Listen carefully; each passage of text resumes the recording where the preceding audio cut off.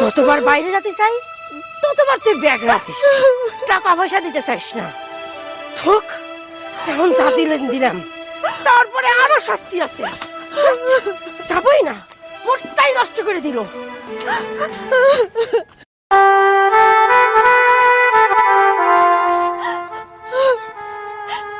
এ কেমন মা? আমি তো এরকম মা কখনোই দেখিনি। আমি তো দেখেছি যে মা সন্তানের ভবিষ্যতের জন্য কত কষ্ট করে, কিন্তু এ কেমন মা? এই সন্তানের ভবিষ্যৎ নষ্ট করতে একটু দ্বিধাবোধ করছে না।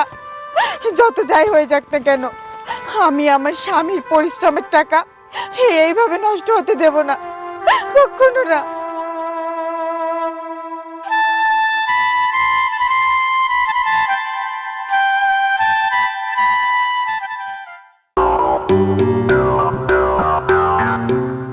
এইভাবে যদি চলতে থাকে, আমার সংসার তো আমার থাকবে না।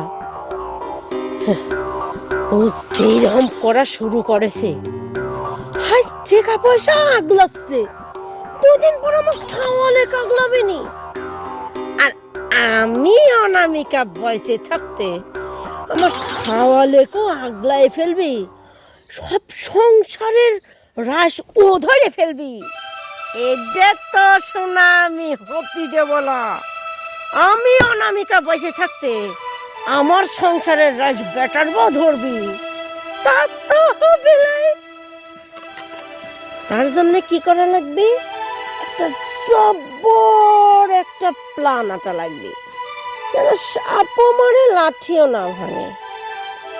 আমার বাড়ির থেকে তুমি আমার উপরে পোদ্দারি করবে শোনা, এটা তো আমি মাইনে নেব না। তোকে আমি এই বাড়িতে যে করেই হোক সরাই ছেড়ে দেব।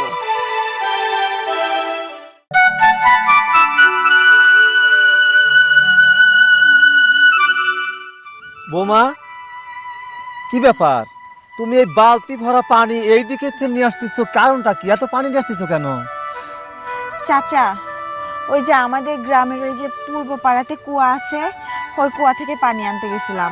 তোমার বাড়িতে সাবমার্সেল আছে, টিউবওয়েল আছে, আর তুমি ওই পাড়ার থেকে পানি আনতেছো, কারণটা কি? আসলে হয়েছে কি চাচা, আমার শাশুড়ি তো আগের মানুষ, ওনার নাকি সাবমার্সেল আর টিউবওয়েলের পানি দিয়ে গোসল করলে ঠান্ডা লাগে।